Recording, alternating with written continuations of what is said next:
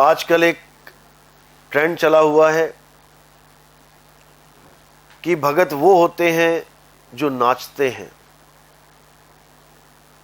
बहुत से सवाल आते हैं, ये भी एक सवाल है, इंपॉर्टेंट है, इसको अच्छी तरह समझ लेना है।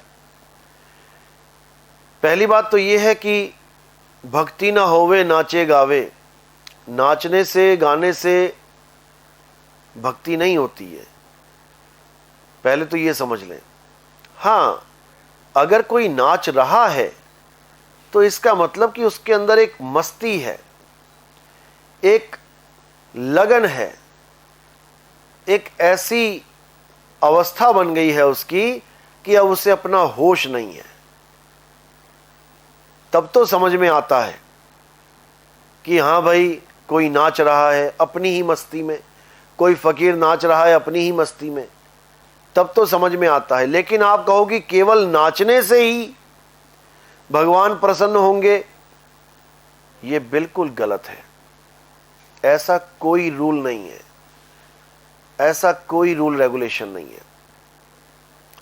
कबीर साहब तो कहते हैं कि जब तक तुम्हारा मन उदास नहीं हो गया इस जगत से, जब तक तुम्हें हर चीज फीकी नहीं लगने लग गई, यानी तुम सत्य को जान नहीं पाए कि ये दुनिया असत्य है, ये दुनिया असत्य है, ये जानना भी एक सत्य है, जब तक तुम इस सत्य से रूबरू नहीं हुए तब तक तुम इन्हीं नाच गानों में, इन्हीं गाने बजानों में, इन्हीं भजनों को बोलने में, सुनने में, इसी को भक्ति समझते रहोगे। जबकि ये तो केवल एक पटरी के समान है, एक शुरुआत के समान है। ठीक है, कोई नाच रहा है, कोई बात नहीं, आज नाच रहा है, कल को गाएगा, परसों को भजनों के अर्थ समझेगा, आगे बढ़ेगा, अच्छी बात है। लेकिन कोई कहे कि भगवान केवल नाचने वालों से खुश होते हैं, तो जिसके दोनों पैर कटे हैं वो तुम्हारी तरह कैसे छलांगे मार मार के नाचेगा?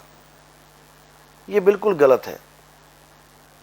नाचने का विरोध नहीं है, लेकिन तुम नाचने को ही भक्ति मान बैठो, इसका विरोध है। और कुछ लोग अंदर की मस्ती में नहीं नाचते, वो बाहर से थोड़ी सी मस्ती ले लेते हैं। बाहर से कैसे लेंगे?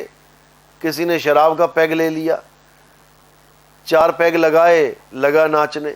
ऐसे भी गुरु बैठे हुए हैं, गुरु घंटाल कहते हैं इसको।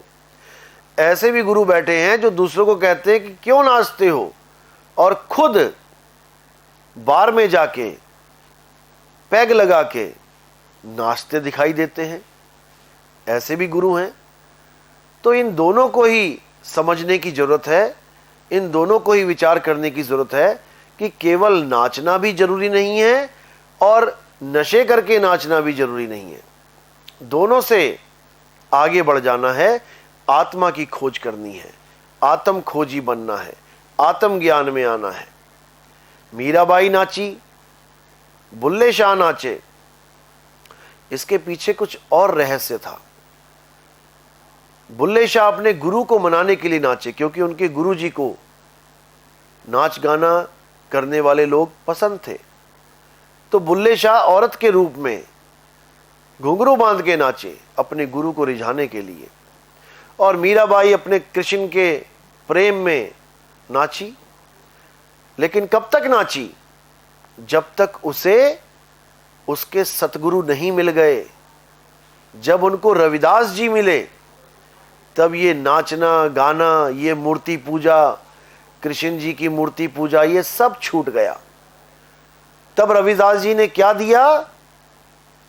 नाम रतन दिया, जिसके लिए मीराबाई ने बोला, पायो जी मैं नाम रतन धन पायो, वस्तु अमोलक दी मेरे सतगुरु, कृपा कर अपनायो, पायो मैं नाम रतन धन पायो।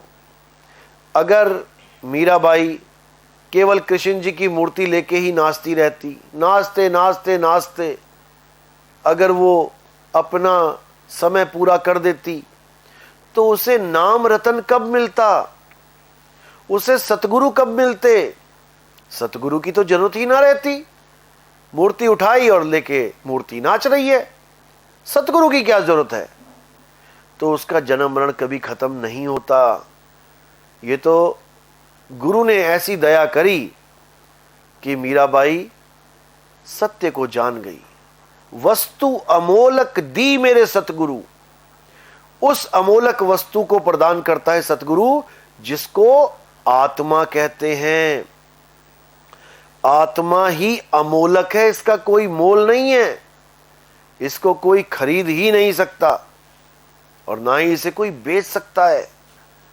वस्तु अमोलक यानी मुझे मेरा आत्मज्ञान हो गया, दी मेरे सतगुरु और कृपा कर अपनायो। कृपा करके अपनाया है।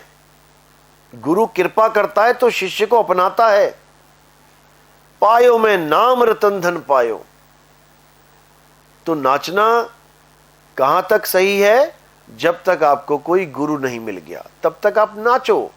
अब गुरु मिल गया तब क्या करना है? रहे एकांत एक मन वसिया, आशा माह निरासु, अगम अगोचर दीख दिखावे, नानक ताकर दासु। उसके बाद एकांत हो जाना है, पूरे मेले में अकेले हो जाना है, सारे जगत में अकेले हो जाना है और अपने परमात्मा को हमेशा अपने ध्यान में रख के सारे कार्य अकर्ता भाव में करने हैं। फिर उसका तुम्हें कोई फल नहीं मिलेगा, उसका एक भी फल तुम्हें नहीं मिलेगा, क्योंकि तुम्हारा भाव ही अकर्ता का हो गया। इसलिए ये भक्ति विधि जो बताते हैं वो गुरु है। भक्ति विधि के बिना तुम भक्ति कर ही नहीं सकते। और जब गुरु मिलते हैं तो ये नाचना गाना ये सब बंद हो जाता है और फिर तुम अध्यात्म की राह पे, आत्मा के सफर पे निकल चलते हो।